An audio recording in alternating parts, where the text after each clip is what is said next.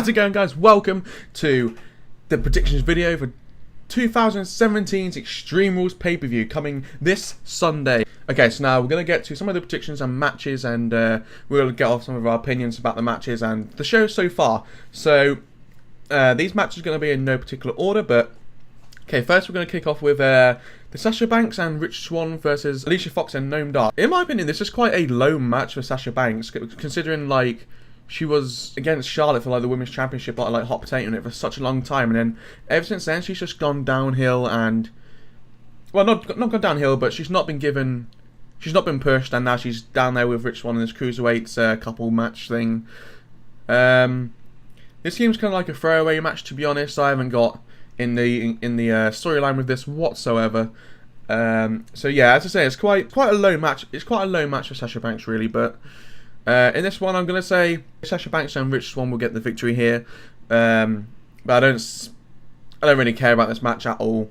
The storyline between Sasha Banks and Alicia Fox is kind of random to me, but I haven't got invested in it at all. So we'll just see where that goes. But so yeah, I'm going to go with Sasha Banks and Rich Swann to get the victory here. Alright, so the next match for predictions is going to be the Intercontinental Championship match for Dean Ambrose versus The Miz. Now, in this match, considering it's an Extreme Rules pay-per-view, it's a no championships advantage. So basically that means if Dean Ambrose gets disqualified at Extreme Rules pay-per-view, he will lose the title to The Miz. Now, this is what I don't get about this. It's an Extreme Rules pay-per-view. Like, they're meant to use things to be disqualified normally. So that's the thing of this match. Because of that stipulation, I kind of don't care about this match a little bit. And I'm looking forward to not seeing Dean Ambrose and The Miz again. Hopefully it won't be after this. But yeah, having it with an Extreme Rules pay-per-view, you expect there to be mayhem and weapons and all that. So with this match, it's kind of a normal match now. You just can't be disqualified. So unless there's some sort of thing where, I don't know, maybe Maurice gets involved in some way and then someone comes out and restarts the match as a, I don't know, Extreme Rules match or something. I kind of just see this match as another throwaway match, really, because we've seen Dean Ambrose and The Miz quite a few times now, and it's getting a bit old. But the thing that annoys me the most about this match is it being at an Extreme Rules pay-per-view, and it's a match where you can't be disqualified, otherwise you will lose. At this type of pay-per-view, that is completely the wrong type of match to do. I don't even think WWE knows what WWE logic is anymore.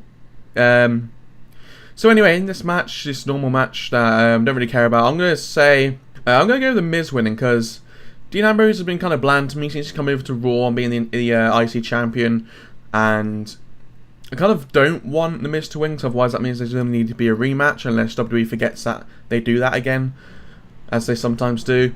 But yeah, I'm going to go with The Miz winning this one. Maybe he does something to get Ambrose really ticked off, and then Ambrose gets disqualified, and I don't know. We'll just see how that match goes, how that plays out. I'm not expecting anything great from that match, especially with that stipulation. It's just stupid. But I'm going to go with The Miz walking out with the IC title. Whether it's a clean victory or not, that remains to be seen. But until then, I'm going to go with The Miz. Okay, so the next match, it will be a steel cage match, which is, I think, the first one I've seen in quite a while in the WWE. It'll be the Hardy Boys versus Cesaro or Cesamus. No, Cesaro. So yeah, this is the Tag Team Championship inside a steel cage. I don't remember the last time I saw a Tag Team Championship steel cage match. That's been quite a long time. And with how it's been playing out on Raw, with the Hardy Boys getting consistent wins over Cesaro or Sheamus, or both, as we saw in this week's Raw, that leads me to think with WWE logic, Cesaro and Sheamus will walk out with the tag titles on Sunday. You know what? Because you know what WWE logic's like. If they lose over and over again, it'll come to the pay-per-view and they'll end up winning. That's classic WWE logic, but I think with the Hardy Boys, because they haven't had the broken gimmick, they've kind of lost a lot of their momentum, and the Hardy Boys are like going with the old kind of gimmicks. Matt Hardy still has the white thing in his hair, and they still tease the broken gimmick, but until they actually like incorporate that into their gimmick, I don't think the Hardy Boys are going to do taken as popular as they could be. They definitely need that broken gimmick to get over more than they are at the minute. I'm finding them quite boring, to be honest. It was cool when they came back. So in this match, I'm going to go with Sheamus and Cesaro walking out with the tag titles. It depends what kind of rules, though, WWE puts into this match. You know, they change their rules for steel cage matches all the time. Will both members of the team need to escape the cage and have both feet hit the floor? Will it be a normal match just surrounded by a cage? There'll be pinfalls and submissions. Will anyone even need to climb the cage? But I'm expecting some spots from the Hardys. Maybe Matt Hardy do a leg drop off the top of the cage. Maybe Jeff Hardy doing a swanton bomb off the top of the cage. Be interested to see what they do with that, but I'm going to go with Cesaro and Sheamus winning. Just because I want that, and I think it would be better for the company itself. Alright, so the next match will be the Cruiserweight Championship match. And this is a submission match, which makes this very interesting. To be honest, I haven't really been paying a whole lot of attention to the Cruiserweights.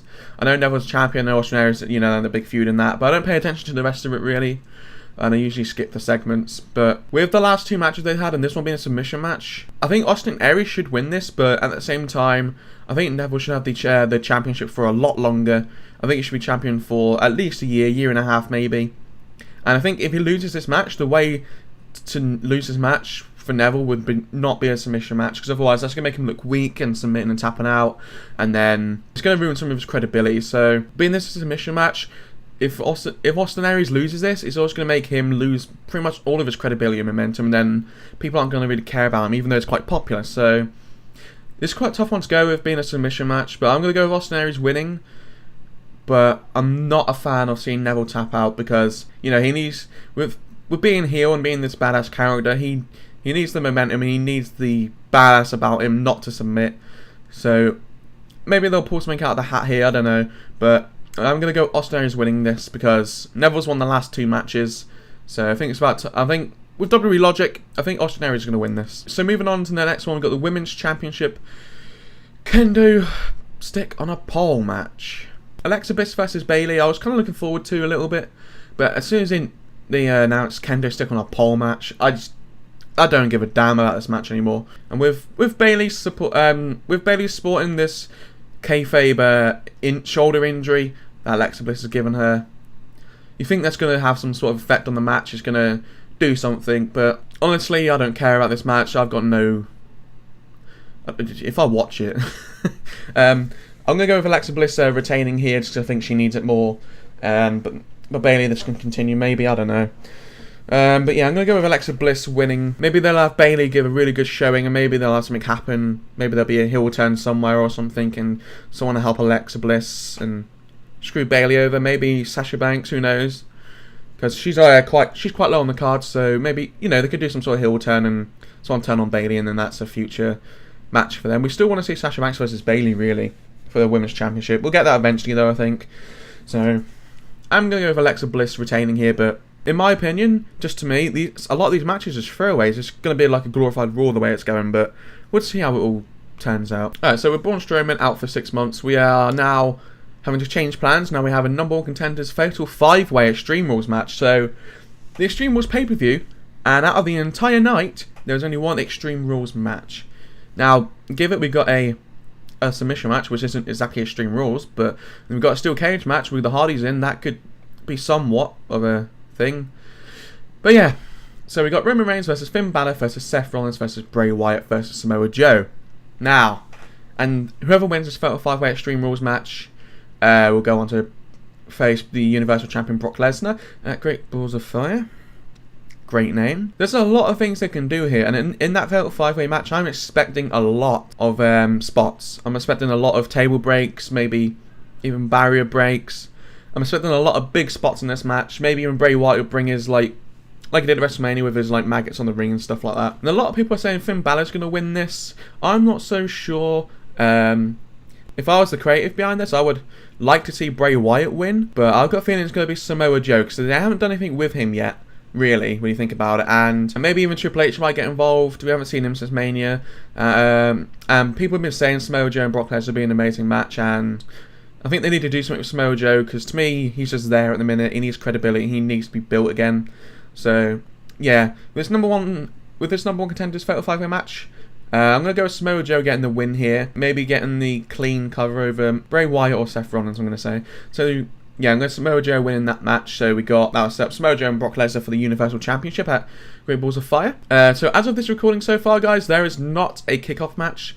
So knowing WWE, they're probably going to make one up on the spot of the actual pay-per-view night, which no one gives a damn about while people are just coming into the arena anyway.